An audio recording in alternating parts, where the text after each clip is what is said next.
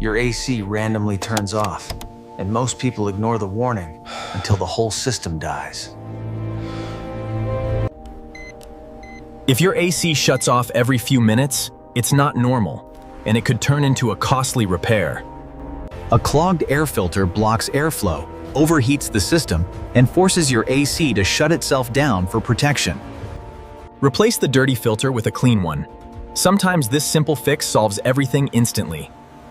When airflow gets restricted, the coils can freeze solid, and your AC shuts off to prevent damage.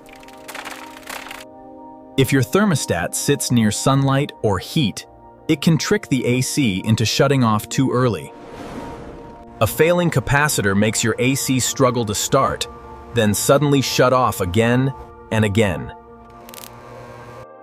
When the outside unit can't release heat properly, the system overheats and automatically turns off.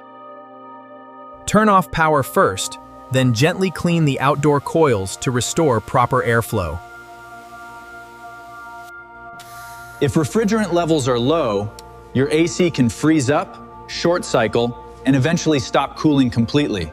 Loose or overheated electrical connections can force your AC to shut off unexpectedly and can even become a fire risk. After checking airflow, thermostat, coils, and electrical parts, the system finally runs smoothly again. Most AC shutdown problems start small, but fixing them early can save you hundreds of dollars.